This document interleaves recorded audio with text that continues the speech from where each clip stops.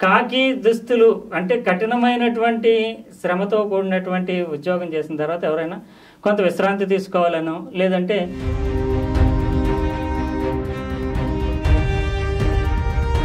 పేదవాళ్ళు మరింత పేదవాళ్ళుగా, ధనికులు మరింత ధనికులుగా అయ్యారు గ్రీన్ రెవల్యూషన్ వచ్చినాక అని చెప్పేటి ఒకటి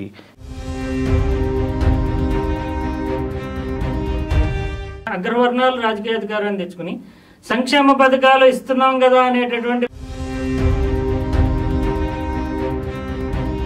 సంక్షేమం అనేది ఎట్లా ఉందంటే ఈ రోజున మన గ్రామాలన్నీ ఎట్లా తయారైనాయి, పెన్షన్లు ఇచ్చి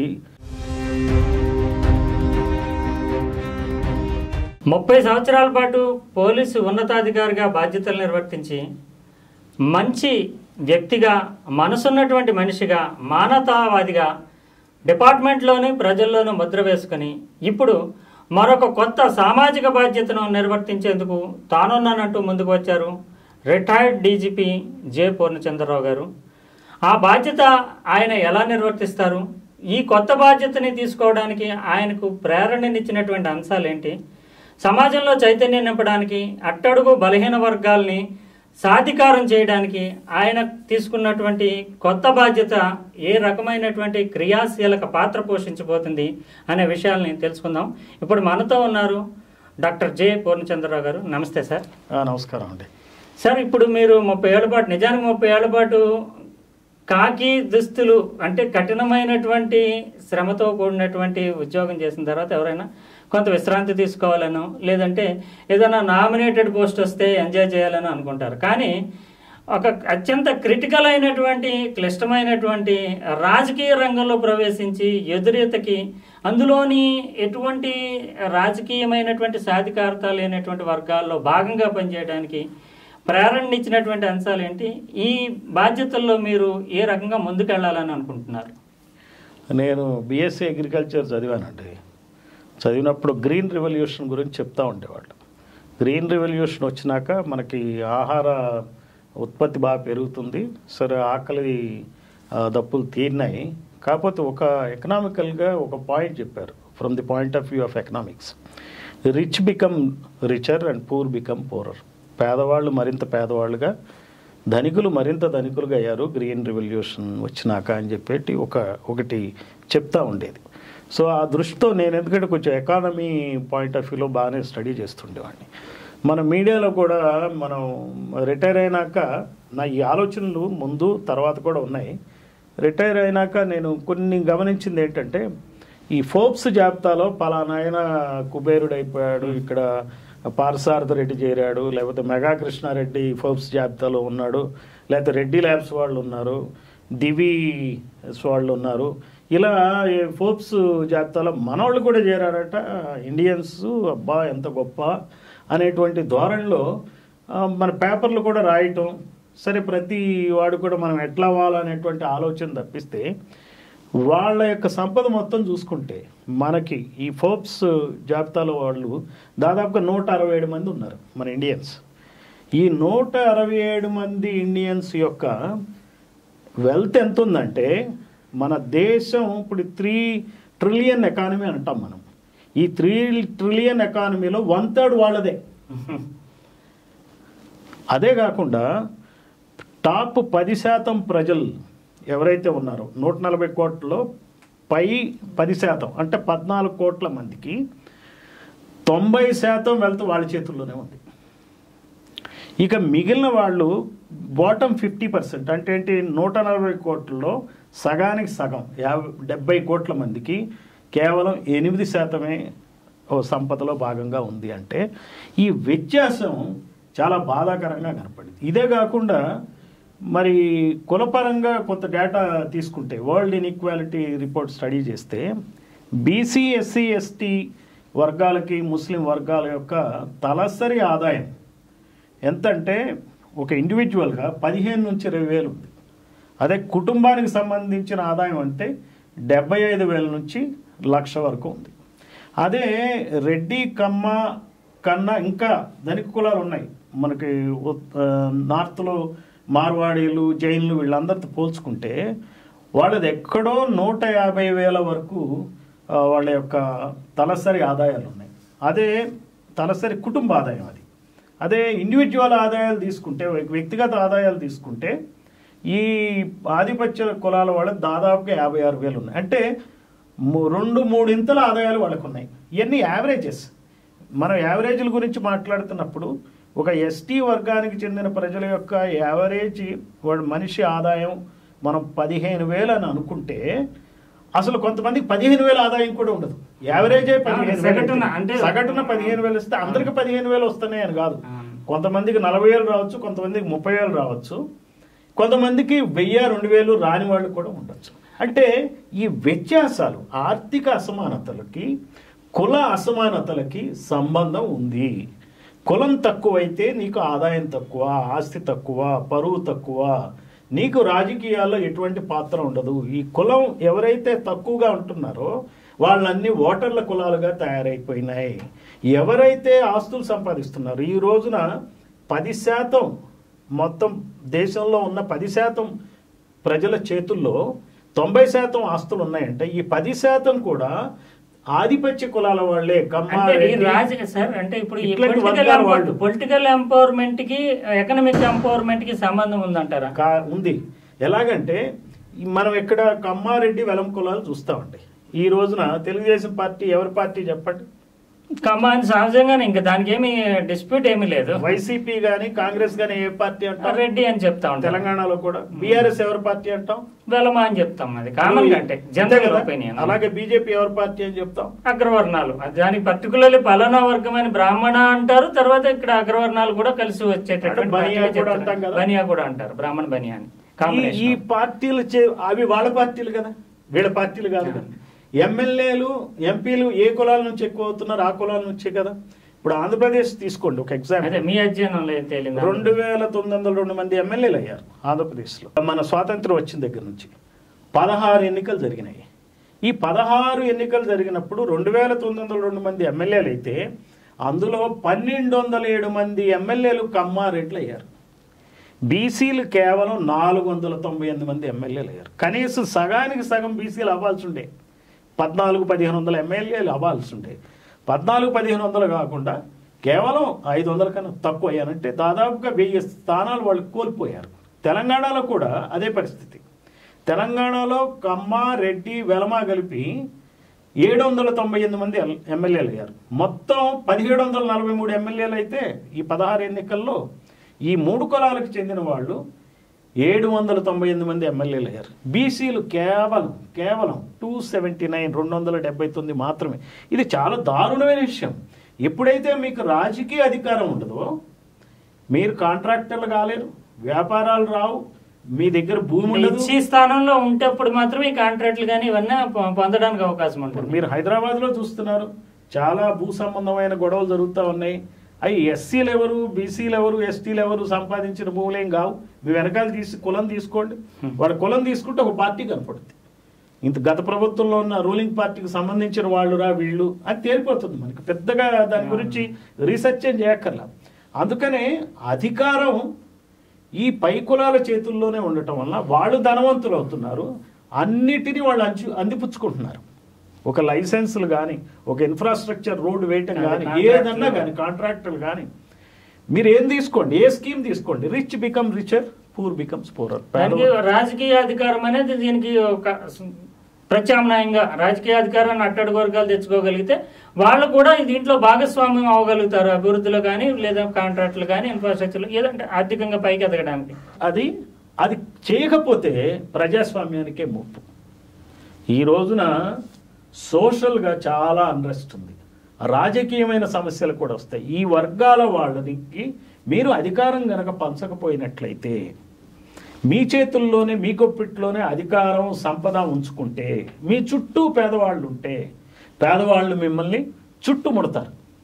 అది మీకు మంచిది. అంటే ఇప్పుడు సంక్షేమ పథకాలు ఇవ్వడం ద్వారా, ఇప్పుడు ఆల్టర్నేటివ్గా మీరు చెప్తున్నట్టుగా అగ్రవర్ణాలు రాజకీయ అధికారాన్ని తెచ్చుకుని సంక్షేమ పథకాలు ఇస్తున్నాం కదా అనేటటువంటి భావన ఉంది కదా. ఇప్పుడు సంక్షేమ పథకాలు వచ్చినప్పుడు మీరు తిరుగుబాటు వస్తుంది అనే ధోరణిలో చెప్తున్నారు.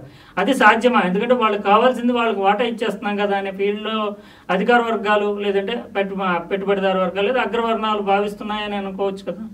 ఇప్పుడు మీరు అన్నది సంక్షేమం అనేది ఎట్లా ఉందంటే, ఈ రోజున మన గ్రామాలన్నీ ఎట్లా తయారైనాయి?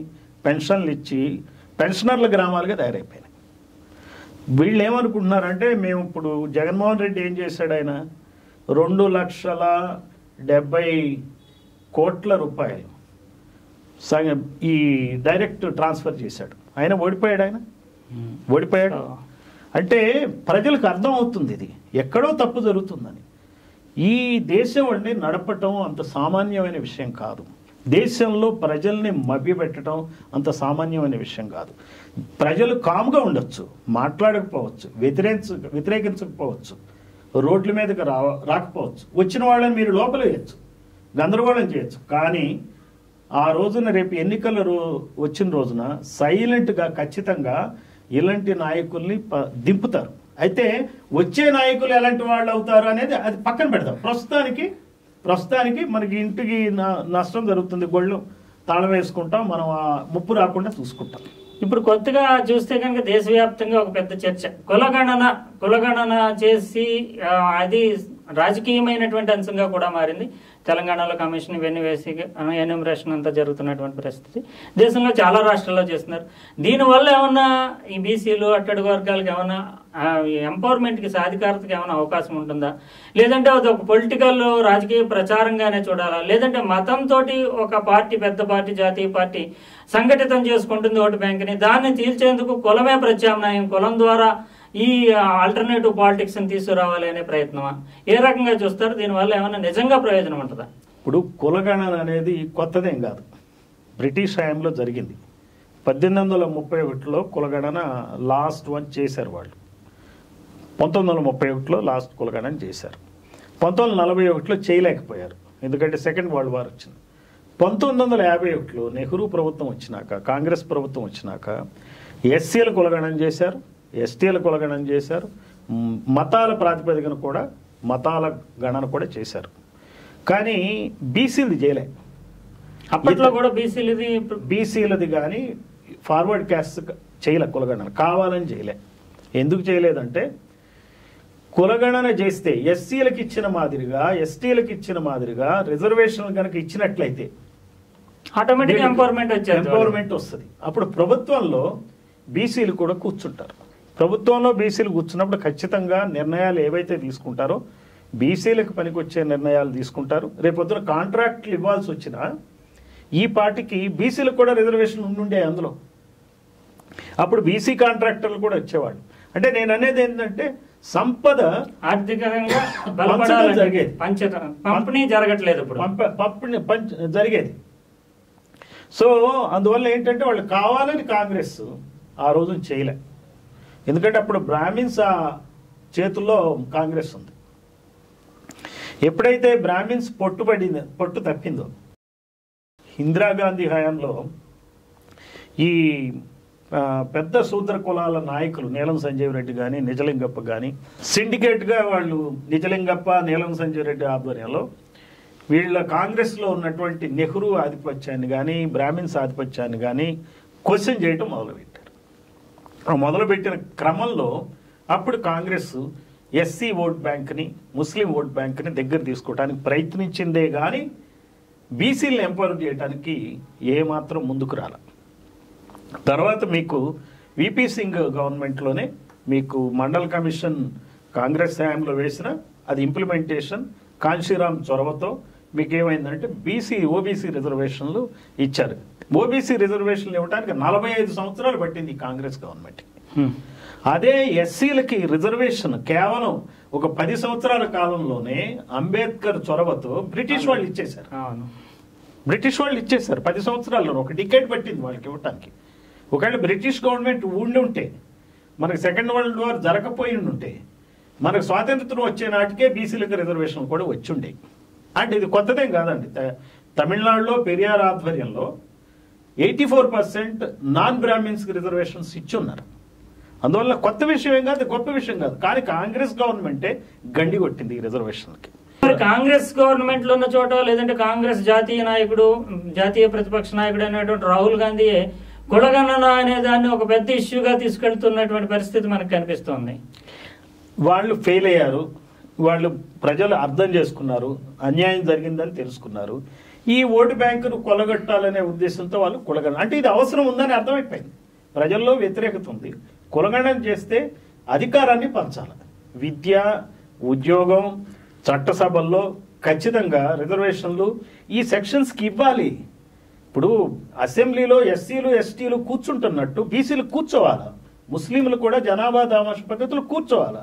కూర్చున్నప్పుడే అది ఒక గ్రామాన్ని ప్రతిబింబిస్తుంది. మన అసెంబ్లీ, మన పార్లమెంట్ ఒక గ్రామాన్ని, ఒక జిల్లాని, ఒక రాష్ట్రాన్ని, దేశాన్ని ప్రతిబింబించాలంటే ఈ సెక్షన్స్ అన్ని పార్లమెంట్లో లేనప్పుడు ప్రతిబింబించినట్టు కాదు కదా. మరి అది అందరి ప్రభుత్వం కాదు కదా, ఈ ప్రభుత్వాలన్నీ అందరి ప్రభుత్వాలు కాదు కదా, కొన్ని కులాల ప్రభుత్వాలే అవుతున్నాయి కదా. అది వాళ్ళు ఇప్పుడు గమనించి ఏదో అంటారు చూసారా, చేతులు కాలేక ఆకులు పట్టుకున్న చందంలో ఈ కాంగ్రెస్ వాళ్ళు ఇప్పుడు దీన్ని తీసుకున్నది కూడా వీళ్ళలో కూడా చిత్తశుద్ధి ఎంత ఉంది అనేది కర్ణాటకలో చేసి ఉన్నంతవరకు ఆ డేటా బయట పెట్టలే. వాళ్ళ దగ్గర ఎంత చిత్తశుద్ధి ఉంది అంటే ఏం చెప్పలేము.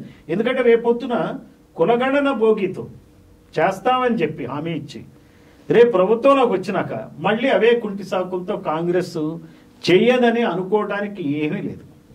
బీజేపీ చేయనని భీష్మించుకునే కూర్చుంది. సెన్సెస్ వాళ్ళు పోతున్నారు, రిస్క్ తీసుకుంటున్నారు. వాళ్ళు అనుకుంటున్నారు మా స్ట్రాటజీ మాకుంది, మేము ఈ దేశాన్ని ఎట్లయినా సరే అంటే రేపు ప్రభుత్వాల మీద కావచ్చు, రాజకీయ పార్టీల మీద కావచ్చు, ఒత్తిడి పెంచడానికి కులగండ అనేది ఉపయోగపడుతుంది అంటారు. అంటే ఇది ఒత్తిడి సమస్య కాదు. టెక్నికల్ గా మాకు ఎంతమంది ఉన్నారు, మా స్థానం ఎంత, మా ప్రాతినిధ్యం, మా తామాషా ఎంత అని అడగడానికి ఇది అసలు రాజకీయమే కాదండి. ఇది రాజకీయం కాదు కులగణన, ఇది ఫెల్ట్ నీడ్, ఇది అవసరం.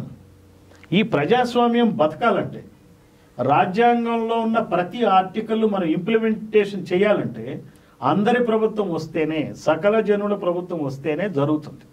లేకపోతే ఇది కొందరి ప్రభుత్వం, కొందరి ప్రయోజనాల కోసం, అదానీల కోసం, అంబానీల కోసం, డాలర్ బిలియనీర్ల కోసం, కొన్ని కులాల కోసం, లేదా ఈ దేశంలో ఉన్న 140 కోట్లలో పై 14 కోట్ల కోసమే ఈ ప్రభుత్వాలు పనిచేస్తున్నట్టు లెక్క. అయితే ఇప్పుడు మీరు చెప్పినట్టుగా ఏ పార్టీ, అటు టీడీపీ కావచ్చు, లేదంటే వైఎస్ఆర్సీపీ కావచ్చు, కాంగ్రెస్ పార్టీ కావచ్చు, ఏదొచ్చినా అధికారంలోకి రాష్ట్ర స్థాయిలో చూసుకుంటే మా పార్టీలో ఇంతమంది ఎమ్మెల్యేలు బీసీలు ఉన్నారు అని చెప్తున్నారు. మరి ఆ ఎమ్మెల్యేలు ఏం చేస్తున్నారు? నిజంగానే అధికారం నిజంగా వాళ్ళకి వస్తుందా, లేదంటే అనుచరులుగానే మిగిలిపోతున్నారా? ఇప్పుడు మీరు ఆ పార్టీల్లో టీడీపీ పార్టీ కానీ వైసీపీ పార్టీ కానీ వాళ్ళు ఏం పెడతారంటే బీసీ సెల్ అని పెడతారు. అంటే సెల్లో వేస్తున్నారు బీసీని. SC cell, BC cell, women cell, ST సెల్లో వేస్తున్నారండి. రాజకీయ సెల్స్ అవి. వాళ్ళకి ఇంకేం వాయిస్ ఉండదు. నిజమైన అధికారం అయితే వీళ్ళకి రాదు. అంటే ఒరిజినల్ గా ఏదైతే హైయెస్ట్ పాయింట్ ఉందో, ముఖ్యమంత్రి లేదా ప్రధానమంత్రి ఈ స్థాయిలో పొజిషన్లు సాధించినప్పుడు మాత్రమే బీసీలకు ఏమైనా రాజకీయమైనటువంటి ఎంపవర్మెంట్, సాధికారత వస్తుంది అంటారా? సీఎం అయినంత మాత్రాన రాదు. ఎలా? బీసీల సంఖ్య పెరగాలి, ఎమ్మెల్యేల సంఖ్య పెరగాలి. ఎస్సీలు ఎస్టీలకు తోడుగా జనాభా దామాషా పద్ధతిలో బీసీలు కూడా అదే పర్సెంటేజ్, 40%, 50%, 60% తేల్చుకుని తర్వాత చేస్తే అప్పుడు మీకు ఏమవుతుంది, ఆ సంఖ్య పెరుగుతుంది. కాబట్టి అందులోంచి ఒక మంచి నాయకుడిని, అతను ఏ కులమైనా కావచ్చు, ఎన్నుకుంటారు. ఆ క్యాబినెట్ ఆ పద్ధతిలో నడుస్తుంది. ఓకే, ఇప్పుడు మనం ముఖ్యంగా చూస్తే కనుక బహుజన సమాజ్ పార్టీ రాష్ట్ర కోఆర్డినేటర్గా మీరు బాధ్యతలు తీసుకున్నారు. సామాజికంగా చైతన్యం అన్ని వివిధ వర్గాలుగా, అంటే ఎస్సీ ఎస్టీలు కేవలమే కాకుండా బహుజనులు అందరూ బీసీలతో సహా అందరినీ సామాజికంగా చైతన్యం తీసుకురావాలి, రాజకీయ అధికారానికి మార్గం వేయాలనేది ఆ పార్టీ యొక్క మూల సిద్ధాంతాల్లో భాగంగా కనిపిస్తుంది. కానీ ఆంధ్రప్రదేశ్లో ఉన్నటువంటి చీలికలు పేలికలు ఒకనొకప్పుడు 3-4 దశాబ్దాల క్రితం చూస్తే కనుక కాన్సీరామ్ వంటి వాళ్ళు ఆ పార్టీని స్థాపించిన దశలో ఆంధ్రప్రదేశ్లో కూడా చైతన్యము, ఒక విజృంభణ, వెల్లువలాగా ప్రజాదరణ కనిపించింది. ప్రస్తుతం చూస్తే కనుక ఉత్తరప్రదేశ్ లాంటి మూల స్తంభం లాంటి రాష్ట్రంలోనే బీఎస్పీ చాలా ఇబ్బందులు పడుతున్నటువంటి పరిస్థితి. తెలంగాణలో చూసాం, ప్రవీణ్ కుమార్ లాంటి వాళ్ళు చాలా ప్రయత్నం చేశారు. మీలాంటి నాయకులు, అంటే మీలాంటి చాలా, అంటే ప్రజలతో అనుబంధం ఉండి ప్రజలను 30-40 ఏళ్ల పాటు ఒక ఉన్నతాధికారిగా చూసినటువంటి వాళ్ళు ఈ రంగంలో, అంటే కోఆర్డినేటర్గా, రాష్ట్ర కోఆర్డినేటర్గా బహుజన సమాజ్ పార్టీని తీసుకోవడము, చైతన్యం పరచడం అనేది అభినందనీయం. అయితే వాస్తవిక పరిస్థితులు ఏ మేరకు మీకు అనుకూలిస్తాయి? మీ వర్కింగ్ నేచర్ ఎలా ఉండబోతుంది? ఏం చేయదలుచుకున్నారు? ఇప్పుడు ఏమవుతుందంటేనండి, పాలక కులాల్లో ఒక ఫ్యూడలిస్ట్ భావనలు బాగా పెరిగిపోయినాయి. నాది గవర్నమెంట్, మాది గవర్నమెంట్. ఒక కులంలోని ఒక వ్యక్తి అనుకుంటాడు, అతనే సీఎం అనుకుంటాడు. ఆ విధంగా ఆ భావనలు వచ్చి వీళ్ళకి నిజంగా ప్రజల యొక్క మనోభావాలు వీళ్ళకి అర్థం కావట్లా చాలామందికి. ఇది ముప్పురా, మనం తప్పు చేస్తున్నాం, అన్ని సెక్షన్స్ని మనం కలుపుకుని పోవాలి, బీసీల పార్టీ అని టీడీపీ చెప్పుకుని బీసీలకు మనం ఏం చేయలే, మనం పెరియార్ మోడల్లో ఎన్టీ రామారావు పెట్టి ఆ డైరెక్షన్లో నడపలే. ఒక కులానికే ప్రాధాన్యత ఇచ్చి ఆ కుల వ్యక్తులే ప్రెసిడెంట్లుగా, పార్టీ ప్రెసిడెంట్లుగా, చీఫ్ మినిస్టర్లుగా కంటిన్యూ అవుతూ ఉన్నారు. ఏదైనా కీలకమైన శాఖలన్నీ ఆ కులానికే ఇచ్చుకుంటూ ఉంచారు. పార్టీ ప్రజాస్వామీకరణ చెందలేదు, ఎటువంటి డెమోక్రటిక్ కాలే. ఒక తంతు నడుస్తుంది అంతే. ఎలక్షన్ జరిగితే ఒక తంతులాగా కార్యక్రమాలు నడుస్తుంటాయి. అందువల్ల ఏంటంటే వీళ్ళు ఇది మర్చిపోతున్నారు. వీళ్ళు ఏమనుకుంటున్నారంటే ఈ కులాలది ఏమీ లేదు, వీళ్ళు ఈ బీసీలు ఆఫ్టర్ ఆల్ వీళ్ళు వాళ్ళు కొట్టుకుంటారు. ఎస్సీలు, ఎస్టీలు, ముస్లింల పరిస్థితి అయితే ఇంకా భయంకరంగా ఉంది మన రాష్ట్రంలో, ఆంధ్రప్రదేశ్లో. ఇక్కడైనా ముస్లిమ్స్కి తెలంగాణలో ఒక పార్టీ ఉంది, రాజకీయంగా కూడా అధికార పక్షానికి చేరువలో ఉంటూ వాళ్ళకి కావాల్సిన డిమాండ్లు కొంత మేరకు సాధికారత ఉంది వాళ్ళకి. అక్కడ ముస్లిమ్స్కి ఏదీ లేదు పార్టీ. ఎస్సీలకి కనీసం భ్రమ ఉంది, అరే మంది వైసీపీ రా అనే భ్రమలో ఉన్నారు. బీసీలకు ఒక భ్రమ ఉంది, ఇది ఈ పార్టీ మందిరా అని. ముస్లింలకు ఏముంది చెప్పండి అక్కడ? ఎటు కానీ పరిస్థితుల్లో వాళ్ళు కొట్టుమిట్టాడుతున్నారు. ఇది వీళ్ళు నాయకులు ఇగ్నోర్ చేస్తున్నారు. వీళ్ళు ఏమనుకుంటున్నారంటే ప్రతిరోజు ఒక డైవర్షన్ పాలిటిక్స్ అండి. ఇది చాలా అన్యాయంగా జరుగుతుంది. ఏంటంటే ఈ రెండు కుల పార్టీల మధ్య యుద్ధం ప్రజల మధ్య యుద్ధంలాగా సృష్టిస్తున్నారు. వాళ్ళ బాధ రాష్ట్రం బాధ అవుతుంది. రాష్ట్రం బాధ వాళ్ళ బాధ కాదు. చలం చెప్తాడు కదా, చలం ఏమంటాడు? శ్రీశ్రీ బాధ ప్రపంచం బాధ, కృష్ణశాస్త్రి బాధ ప్రపంచం బాధ అంటాడు. అట్లానే ఈ రెండు పార్టీల మధ్య రోజు మన మీడియా కూడా ఛానల్స్ వాళ్ళ చేతిలోనే ఉన్నాయి. ఒకళ్ళ మీద ఒకళ్ళు పోటీ పడి ప్రచారం చేస్తూ అసలు ఈ వీళ్ళు తప్పితే ఎవరూ లేరండి. ఇప్పుడు సార్ మీరు ఆంధ్రప్రదేశ్ సమాజం అనేది రెండు బలమైనటువంటి శక్తుల మధ్య, ఇంకా అమ్మారెడ్డి కావచ్చు, వైసీపీ చీలిపోయి సంఘటితమైనటువంటి పరిస్థితుల్లో బహుజన్ సమాజ్ వంటి పార్టీలు ఏ పాత్ర పోషిస్తాయి? నేను చెప్పేది ఏంటంటే నేను గమనించింది చెప్తున్నా. ఈ సెక్షన్స్ యొక్క మనోభావాలు వీళ్ళకు చాలా వరకు తెలుసుకోవట్లే. తెలుసుకున్నా నిద్ర నటించినట్టు మన నిద్ర లేపలేని పరిస్థితుల్లో తయారయ్యారు వీళ్ళు. మేము రౌండ్ టేబుల్ కాన్ఫరెన్స్లు బీసీలు నిర్వహించాం. బీసీ సమన్వయ కమిటీ ఏర్పాటు చేసాం. రేపు నెల్లూరులో కూడా ఓ ధర్నా చేస్తున్నాం. విజయవాడలో లాస్ట్ మంత్ చేసాం. దీనిలో మాకు వచ్చిన ధర్నా 500 మంది వచ్చిన రాష్ట్ర వ్యాప్తంగా 500 11 గంటలకు వస్తే సాయంత్రం 3 గంటల వరకు ఎక్కడా కదలలే. చాలా విపరీతమైన వాళ్ళలో ఉద్వేగం ఉంది, బాధ ఉంది, అంతర్గతంగా చాలా ఇదిగా ఉంది, అందరిలో అవగాహన ఉంది. ఈ రోజునండి ఉన్న పరిస్థితి ఏంటంటే టెక్నాలజీ మనకి ఐటీ పెరిగిపోయినాక, సోషల్ మీడియా పెరిగినాక, వాట్సాప్ గ్రూపులు పెరిగిపోయినాక ఈ నాయకుల యొక్క నిజమైనటువంటి వ్యక్తిత్వాలు ప్రజలకు అర్థమవుతున్నాయి. వాళ్ళకి అసలు ఎంత విలువ ఇవ్వాలో ఇవ్వచ్చో కూడా. మనం ఇప్పుడు ఆస్తుల పంపకాల్లో అన్నా చెల్లెళ్ల తగాదా అది చాలా ప్రజల్లో విపరీతమైనటువంటి నెగిటివ్ భావాలని సృష్టిస్తుంది. ఏంది ఇది, వీళ్ళు ఎట్లా కొట్లాడుకుంటున్నారు? అయ్యో పాపం కాదు అక్కడ. ఇక్కడ ఏంటిది, ఎక్కడి నుంచి వచ్చినాయి ఈ ఆస్తులు, ఎలా సంపాదించారు ఈ ఆస్తులు, వీళ్ళు కష్టపడి ఏం సంపాదిస్తే ఇప్పుడు ఎందుకు కొట్లాడుకుంటున్నారు? అండ్ మీడియా సాక్షిగా మొత్తం బహిరంగంగా జరుగుతుంది. సో అందువల్ల ప్రజల్లో తెలియక కాదు, తెలుసు, అవగాహన ఉంది. దీనికి మార్గాలు ఏంటంటే మా పార్టీ తరఫున ఖచ్చితంగా చైతన్యమైన ప్రజల్ని, ఇదిగో ఇక్కడ ఒక పార్టీ ఉంది, ఈ పార్టీ మీ పార్టీ, మన సమస్యే మనకి నాయకుడు, కులగణన మన సమస్య, అది మన నాయకుడు.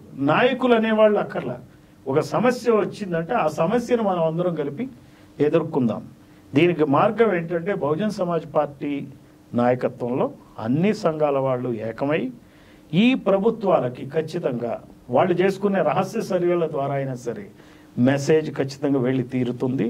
మార్పులు రావటం తెలివిగల పాలకుడైతే సరైన చర్య తీసుకుంటాడు.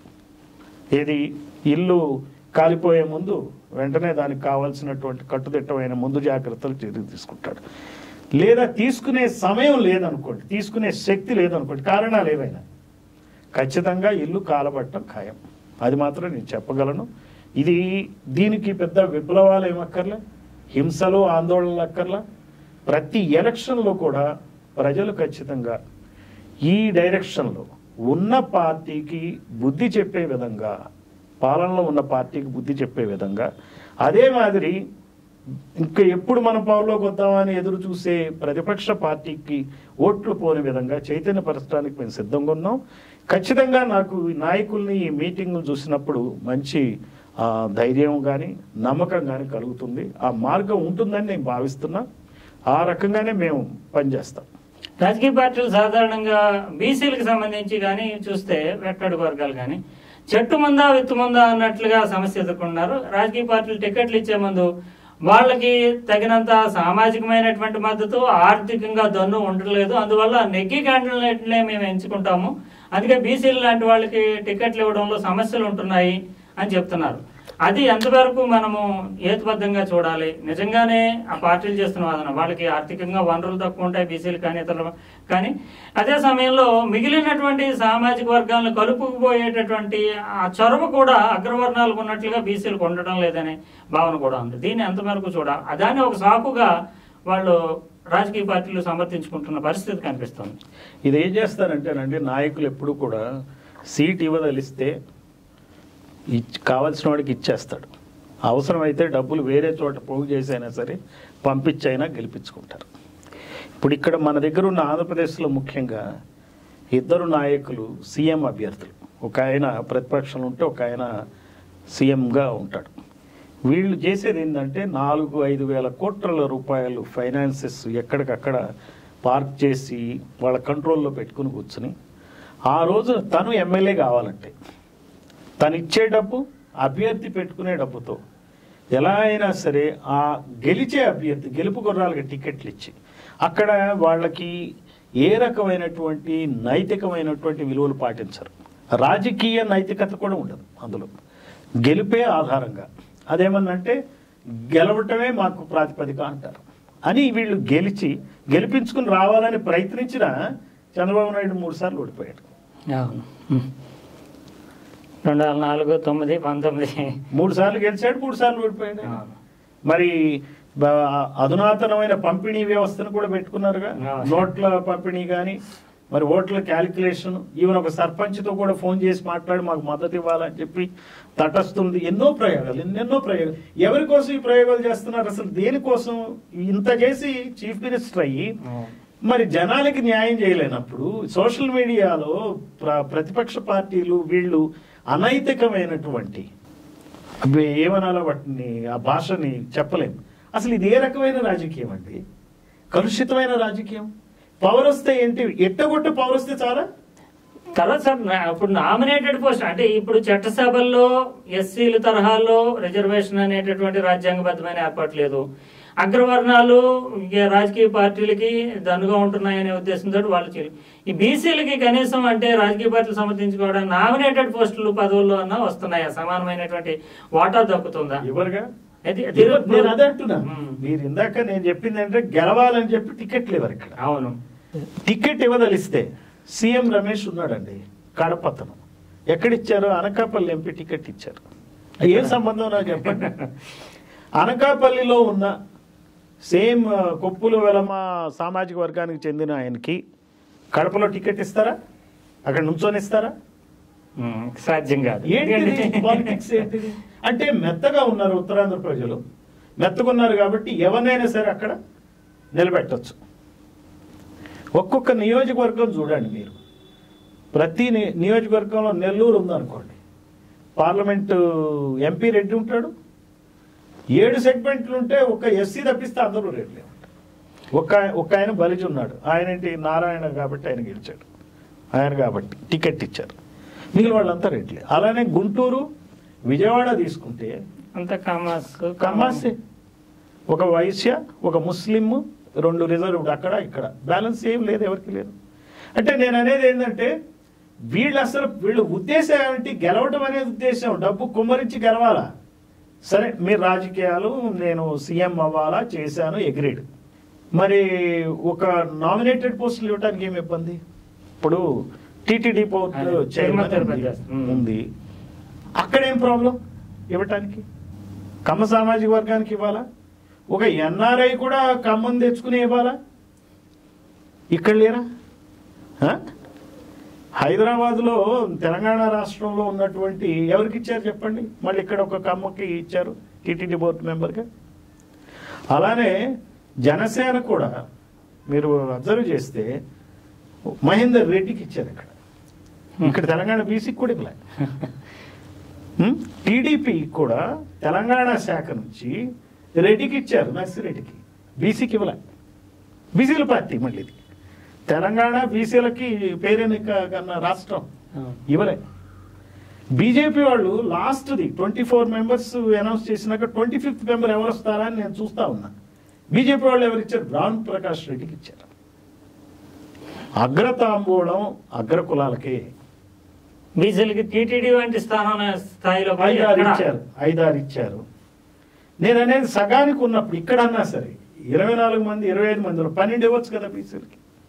ఇప్పుడు సరే మీరు ఎమ్మెల్యే టికెట్లు ఇవ్వలేకపోతున్నారు, క్యాబినెట్లో మీకు 25 మంది క్యాబినెట్ ఉన్నప్పుడు 25-26 మంది ఉంటారు, 12 మంది బీసీలు పెట్టొచ్చుగా.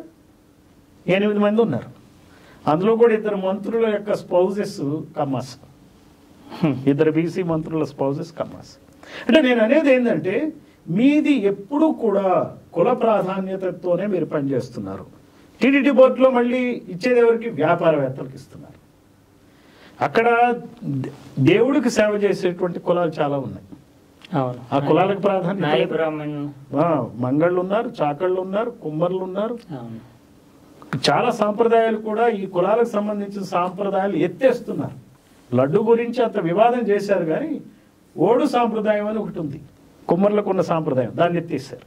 దీన్ని ఎవరు పట్టించుకోరు. ఎందుకంటే వీళ్ళకి మాట్లాడేవాళ్ళు లేడు, చెప్పేవాళ్ళు లేడు, రేజ్ చేసేవాళ్ళు లేడు, చేసిన వాళ్ళు వినదలుచుకోలే, నిద్ర నటించే వాళ్ళని లేపలేం కదా. సో మీరు నామినేటెడ్ పోస్టుల్లో కూడా బీసీలకి న్యాయం చేయరు. రేపొద్దున ఎమ్మెల్సీ నామినేటెడ్ పోస్టుల్లో కూడా బీసీలు మొట్టమొదటి మాత్రం మనవాడికి ఇవ్వాలి, 2 ఉన్నారనుకో, ఒకటి మనవాడికి ఇవ్వాలి. అలానే మీరు గ్రాడ్యుయేట్ ఎమ్మెల్సీ పోస్టులు టికెట్లు ఎవరికి ఇచ్చారు? 2కి ఇచ్చారు టికెట్లు, ఒకటి కమ్మ, ఒకటి కాపు. సో కాపులది ఓకే, ఎందుకంటే ఈ రోజున జనసేన సపోర్ట్తో మేము వచ్చామనే దృష్టితో ఇచ్చారు. అక్కడ మాకు పంచాయతీ ఏం లేదు బీసీలకి. మరి ఇక్కడ కమ్మకి ఎందుకు ఇవ్వాలండి? గెలిపించుకోవచ్చుగా. ఇప్పుడు ఇదేమి సీఎం పదవికి అడ్డం వచ్చేది కాదుగా, సీఎం అయిపోయారు కదా. అయిపోయినప్పుడు మీకు ఆల్రెడీ గుంటూరులో 4 కమ్మ ఎమ్మెల్యేలు ఉన్నారు, అంటే ఒకళ్ళ స్పౌజ్ కమ్మ కాబట్టి 4 చెప్తున్నాను. అట్లానే మీకు విజయవాడలో కూడా 4 ఉన్నారు. సో ఇంతమంది ఉండగా ఎంపీలు, విజయవాడ ఎంపీ కమ్మ, గుంటూరు ఎంపీ కమ్మ, నరసరావుపేట ఎంపీ కమ్మ. సో మీరు బీసీకి ఎందుకు ఇవ్వరండి? గ్రాడ్యుయేట్ కాన్స్టిట్యున్సీ ఇవ్వాలి కదా. వాళ్ళు అడగరు, పార్టీలో ఉన్న బీసీలు ఏం అడగలరు, నీ దగ్గర ఎంత ఉందో అంటే. అందుకనే ఆల్టర్నేటివ్ పార్టీ కావాలి మనకంటారు మీరు. అంతే. ఈ పార్టీలు సంప్రదాయంగా ఇప్పుడు వరకు పాతుకుపోయిన పార్టీలు ఏవి కూడా బీసీలకు న్యాయం చేసే అవకాశం. టీడీపీ పార్టీ బీసీలకి న్యాయం చేయదండి. బీసీలు ఓట్లు దండుకొని కులం బాగా పైకొచ్చింది, రెడ్లతో సమానంగా రెడ్ల కన్నా బాగా పెరిగారు. అలాగే రెడ్లు కూడా ఎస్సీ ఓట్ బ్యాంకును వాడుకుని ముస్లిం ఓటు బ్యాంక్ వాడుకుని వాళ్ళు పైకొచ్చారు. వీళ్ళకి ఎవరు ఈ పార్టీ బీసీ ఎస్సీ ఎస్టీ ముస్లింలకి న్యాయం చేసే పార్టీలు ఇవి కానే కావు. అది ప్రజలకి అర్థమవుతుంది. అందువల్ల వాళ్ళు నామినేటెడ్ పోస్టులు కూడా అన్యాయం చేస్తారు, పోస్టింగ్లో అన్యాయం చేస్తారండి. 2 పార్టీలు కూడా ఎప్పుడు ఏది అవకాశం దొరికినా పోస్టింగ్లో కులానికే ప్రాధాన్యత ఇస్తారు. ఒక సిఎస్ పోస్ట్, ఒక DG post, secretary to CM post, రకరకాలుగా అనమాట. 2 వారాల్లో రిటైర్ అయ్యే వాళ్ళని కూడా 2 years ఇచ్చి డీజీపీని చేసేస్తారు. 7 నెలల్లో రిటైర్ అయ్యే వాళ్ళకి పూర్తి స్థాయి డీజీపీ పోస్ట్ ఇవ్వరు, పాలక కులం కాకపోతే. సో ఎక్కడ చూసినా మీరు హెచ్ఓడీలు అంతే, డిఫరెంట్ హెచ్ఓడీస్ ఉంటారు కదా, డిఫరెంట్ డిపార్ట్మెంట్స్. అవి ఇంకా మీరు గమనించట్లా, మీడియాలో మీరు ఫోకస్ మీరు చేస్తే అక్కడ కూడా అడ్మినిస్ట్రేటివ్ అక్కడ కూడా ఎవరో థర్డ్ ప్లేస్ లోనో ఫోర్త్ ప్లేస్ లో ఉన్న వ్యక్తి నంబర్ 1 కి వచ్చేస్తాడు. మీ డీజీపీ పోస్టులు, చీఫ్ సెక్రటరీ పోస్టులు కనుక మనకు తెలుస్తూ ఉంటాయి. మిగతా డిపార్ట్మెంట్లో హెచ్ఓడిస్ అంత అబ్జర్వ్ చేయం, కానీ డీజీపీలో ఇలాగ జరుగుతూ ఉంటాయి. 3rd ర్యాంక్ 4th ర్యాంక్లో ఉన్నవన్నీ తీసుకురావడం, సిఎస్ చీఫ్ సెక్రటరీకి సంబంధించి అవి జరుగుతూ ఉంటాయి. అవి తెలుస్తాయి, కానీ మనకి 30-40 శాఖలు ఉంటాయి కనుక ఆ హెచ్ఓడిస్ది మనకి అంతగా తెలియదు. జిల్లాల్లో కూడా దొరుకుతాయి, ఇక రకరకాలండి. ఇది ఏమైపోయిందంటే, మేము జాయిన్ అయినప్పుడు ఇంత భయంకరమైన కులతత్వంతో అడ్మినిస్ట్రేషన్ లేదు. 30 years బ్యాక్ ఇంత భయంకరంగా లేదు, చాలా బాగుందని చెప్పొచ్చు నేను. అయితే అప్పుడు ఓన్లీ ఎవరికన్నా ఒకళ్ళిద్దరు మిస్ అయ్యేవాళ్ళేమో, కానీ చాలా వరకు పద్ధతిగానే వెళ్ళేవాళ్ళు. పార్టీ మారంగానే డీజీని మార్చడం, సిఎస్ని మార్చడం అనే సాంప్రదాయాలు లేవు. ఇప్పుడు పరిస్థితులు మారిపోయినాయి. మీరు 30 ఏళ్ల పాటు పోలీసు ఉన్నతాధికారిగా రకరకాల పొజిషన్లో పనిచేశారు, డిజిగ్నేషన్స్ తోటి. ఇప్పుడు రాజకీయ రంగంలో ఒక చైతన్యం కోసం పనిచేస్తున్నారు. రాజకీయ రంగాన్ని కూడా ఇప్పుడు సోషల్ మీడియా ఇన్ఫ్లుయెన్స్ చేయడము, సంచలనాత్మకంగా మారడము, అది ఒక లా అండ్ ఆర్డర్ ఇష్యూగా మారడము, వ్యక్తి స్వేచ్ఛ, సామాజికమైనటువంటి అశాంతికి లేదా రాజకీయ పార్టీల మధ్య దూషణ పోషణలకి ఈ సోషల్ మీడియాని వేదికగా వాడుకుంటున్నటువంటి పరిస్థితులు కనిపిస్తున్నాయి. దీని యొక్క పరస్పర ప్రభావాలు, పర్యవసనాలు ఎలా ఉంటాయి? సోషల్ మీడియాని ఎంతవరకు కంట్రోల్ చేయొచ్చు? వ్యక్తి స్వేచ్ఛని ఎంతవరకు చూడొచ్చు?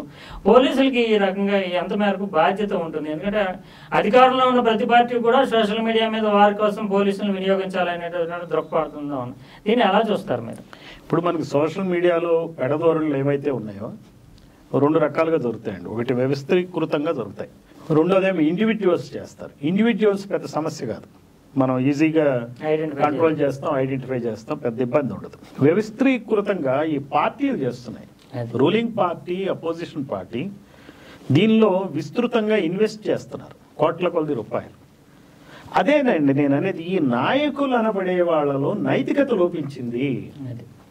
ఈ రోజున మన దేశంలో, మన రాష్ట్రంలో, 2 రాష్ట్రాల్లో నాయకుల భాషే దారుణంగా ఉంది.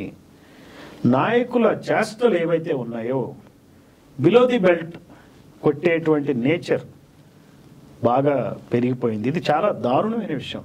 ఎప్పుడైతే 2 పాలక పార్టీ, ప్రతిపక్ష పార్టీ వాళ్ళ సైన్యాల్ని, వాళ్ళ యుద్ధాన్ని సోషల్ మీడియా ద్వారా పెచ్చరిల్లా చేసినప్పుడు, ఇందులో ముఖ్యంగా పార్టిసిపెంట్స్ అయిన వాళ్ళ సంగతి నేను చెప్పదలుచుకున్నా.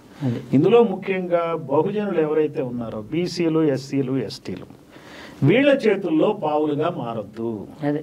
మీ కులం బ్రాండ్ను వాడుకుని, మీకున్నటువంటి మతం బ్రాండ్ను వాడుకుని వాళ్ళు పదవులు అనుభవిస్తున్నారు. మీకు పడేసేది తక్కువ, వాళ్ళు పొందే లాభం ఎక్కువ. మీరు ఈ ప్రజలని అనవసరంగా మీ యొక్క పోస్టుల ద్వారా కానీ, మీ వాడే భాష ద్వారా మొత్తం వాతావరణాన్ని కలుషితం చేస్తున్నారు. వెనకుండి నడిపించే వాళ్ళు హాయిగా ఉంటున్నారు. ఏ పార్టీ అయితే అధికారంలోకి వస్తుందో రైవల్ సోషల్ మీడియా గ్రూప్ని ఖచ్చితంగా యాక్షన్ తీసుకుంటుంది. సో దీనివల్ల సోషల్ మీడియా మాత్రం పెడధోరణులు పట్టినాయి. మరి ఇది తీవ్రమైన విషయం, ఇది కంట్రోల్ చేయాల్సినటువంటి అవసరం కూడా ఉంది. మీరు బీఎస్పీ, బహుజన్ సమాజ్ పార్టీ ఫ్యూచర్ని ఎలా చూస్తున్నారు ఆంధ్రప్రదేశ్లో? అంటే చాలా, అంటే ఇప్పుడు మీరు కానీ మామూలుగా అంచనాలు కానీ, ఎస్సీ వర్గం బహుజన్ సమాజ్ పార్టీకి ఒక బలమైనటువంటి మద్దతు అయినటువంటి వర్గంగా గతంలో ఉండేది. మీరు ఇప్పుడు బీసీలను కూడా కలుపుకొని వెళ్ళాలి అనేటటువంటి ప్రయత్నం చేస్తున్నారు. బీసీలన్నట్టు తెలుగుదేశం పార్టీ క్లెయిమ్ చేసుకుంటుంది, ఎస్సీలని వైఎస్ఆర్సీపీ క్లెయిమ్ చేసుకుంటుంది. ఈ సంఘర్షణ, ఒక పోలరైజేషన్ జరుగుతున్నటువంటి పరిస్థితుల్లో బీఎస్పీ ఫ్యూచర్ ఎలా ఉండబోతుంది? మీరు చైతన్యం చేస్తూ ఎలా వాళ్ళని మీ వైపు తీసుకుని వచ్చి రేపు పొలిటికల్ ఎంపవర్మెంట్ వైపు తీసుకెళ్ళగలుగుతారు? మనం ప్రజలకు చెప్పేది ఏంటంటే, బీసీ, ఎస్సీ, ఎస్టీ మైనారిటీలకు కానీ, అట్లానే ఈ కమ్మారెడ్డి కులాల్లోని పేదలకు కూడా మనం చెప్పేది ఏంటంటే, ఈ రాజకీయ పార్టీలను విడనాడాలి. మనం ఈ రాజకీయ పార్టీల్లో నైతికత లోపించింది. వీళ్ళంతా 5 స్టార్ పొలిటీషియన్స్, వాళ్ళు ప్రజలతో మమేకమయ్యే పొలిటీషియన్స్ కాదు. వీళ్ళు హెలికాప్టర్లో తిరుగుతారు, అధునాతమైన బస్సుల్లో ప్రయాణాలు చేస్తారు, క్యాంపులు చేస్తారు, చార్టెడ్ ఫ్లైట్లో వెళ్తారు. వీళ్ళ యొక్క లైఫ్ స్టైల్ చాలా డిఫరెంట్గా ఉంటుంది. చక్రవర్తుల్లాగా, రాజుల్లాగా వీళ్ళు చేస్తున్నారు కాబట్టి అది గమనించాలి. 5 స్టార్ పాలిటిక్స్. ఇందాక మీకు క్యాంపెయిన్ కూడా మీరు సోషల్ మీడియా లాగానే ఒక ప్రశాంత్ కిషోర్ లాంటి వాడిని పెట్టుకుని ప్రజలని దారి మళ్లించి ఎలా మనం ఓట్లు గ్రాప్ చేయాలనే దృష్టితో పనిచేస్తున్నారు కాబట్టి ఈ వర్గాలకి మేము ఎడ్యుకేట్ చేయటం, చైతన్యపరచడం, వాళ్ళని కలవటం, చెప్పడం ద్వారా అట్లానే ఆర్గనైజ్ చేస్తాం. పార్టీని జిల్లాల వారీగా, నియోజకవర్గాల వారీగా ఆర్గనైజ్ చేసుకుంటూ వెళ్ళటమే మేము చేయగలిగిన పని. అది ఎంత ఎప్పటికైనా సరే we will follow that strategy. We'll reach people. ప్రజల దగ్గరికి వెళ్ళి చెప్పుకుంటూ పోవటమే. ఇంకా మాతో చాలామంది బీసీలకి, ఎస్సీలకి, ఎస్టీలకి జనాభా కొరత లేదు కదా. సో ఎట్లాగూ వీళ్ళేమి 5 స్టార్ పొలిటీషియన్స్ కాదు, అక్కడక్కడ ఊళ్ళల్లో ఉండేవాళ్ళే. వాళ్ళని సంఘటిత పరుస్తాం. ఖచ్చితంగా నాకు నమ్మకం ఏంటంటే ఈ సోషల్ మీడియా వేదికగా కానీ ఈ రోజున ఉన్నటువంటి ట్రెండ్స్లో ఖచ్చితంగా ప్రజల్లో ఒక మార్పు వస్తుంది. మార్పు వచ్చినప్పుడు ఆ రోజున ఇప్పుడు ఏమి లేని ఆప్ ఆయన కూడా అయ్యాడు. మరి కాంశీరామ్ గారు ఆయనేమి ఫండ్స్ ఏమి వసూలు చేయాల. మా పార్టీ ఎలక్టోరల్ బాండ్స్ కూడా తీసుకోదు. ఎలక్టోరల్ బాండ్స్ తీసుకొని ఏకైక పార్టీ బహుజన్ సమాజ్ పార్టీ. మా ఉన్న డబ్బుతోనే, మా సొంత డబ్బుతోనే విరాళాలుగా వేసుకుని పార్టీని నడుపుకుంటూ పోయే పార్టీ కాబట్టి ఇదే ఆదర్శవాదంతో ముందుకెళ్తాం. ఖచ్చితంగా ప్రజల్లో ఒక ఆలోచన వస్తుందని చెప్పి నాకు ప్రగాఢమైన నమ్మకం ఉంది. ఎందుకంటే వాళ్ళకి చాలా బాధ ఉంది. వాళ్ళకి ఇవన్నీ తెలుస్తున్నాయి. వాళ్ళు 2.5 లక్షల కోట్లు ఇచ్చిన పింఛన్లు అది సొంత జేబులో డబ్బు కాదని వాళ్ళకి తెలుసు కాబట్టి చేస్తున్నారు. ఇప్పుడు టీడీపీ ఇంప్లిమెంట్ చేసినా కూడా ప్రజల చేతిలోకి పవర్ వెళ్ళినంతకాలం మళ్ళీ ప్రజలు మళ్ళీ తిరగొట్టే అవకాశం ఉంటుంది. అంతే కదా. అందువల్ల ఆ అవకాశాన్ని మేము లాక్కోవటానికే చూస్తాం, మా వైపు తిప్పుకోవడానికి చూస్తాం. అండ్ నాకు చాలా హోప్ ఉంది. ఇది స్వచ్ఛమైన ఆశయం కాబట్టి లేట్ అయినా మాకు మంచి ఫలితాలు ఉంటాయని చెప్పి భావిస్తాను. మాకు ఫలితాలు అంటే ప్రజలకే మంచి ఫలితాలు. మాకంటే అక్కడ పోయి కూర్చుని సీఎం అవ్వాలా, ఎమ్మెల్యే అవ్వాలా అని ఈ కెరీరిజంలో కూడా నేను ఆలోచించట్లా. ఈ ఎజెండానే ప్రజల్లోకి తీసుకెళ్లటమే దృష్టితో పనిచేస్తాం. స్వచ్ఛమైనటువంటి ఆశయంతో ఎటువంటి పదవులు ఆశించకుండానే కీలకమైనటువంటి రాజకీయ పాత్ర పోషించేందుకు రంగంలోకి దిగారు డాక్టర్ జె పూర్ణచంద్రరావు గారు. 5 స్టార్ పొలిటీషియన్స్ నుంచి, ముఖ్యంగా అగ్రవర్ణ ఆధిపత్య రాజకీయాల నుంచి బయటపడినప్పుడే అట్టడుగు బలహీన వర్గాలు, వెనుకబడిన తరగతులకి రాజకీయ సాధికారత లభిస్తుందని, ఆ దిశలో తన వంతు చైతన్యపరిచేందుకు నిర్విరామంగా కృషి చేస్తానని, ఒక అడుగైనా అడుగుగా పేర్చుకుంటూ వెళుతూ నిరంతరం పనిచేస్తూ ఉంటామని, ఈ రోజున ఇది రాజకీయ సాధికారత, అధికారం అనేది సాధ్యం కాకపోయినా ఎప్పుడొకప్పుడు గమ్యం చేరుకుంటామని, ఆ లక్ష్యం చేరే వరకు నిరంతరం ప్రయత్నించడమే మా వంతు బాధ్యత అంటూ చెప్తున్నారు. ఆయన ఈ ప్రయత్నంలో విజయవంతం కావాలని, ఇప్పటికే ఎన్నో పదవులు అనుభవించిన ఆయన ఇటువంటి ప్రయత్నాల్లో సామాజిక చైతన్యానికి చేస్తున్నటువంటి కృషికి 3TV తరఫున అభినందనలు తెలుపుతున్నాం.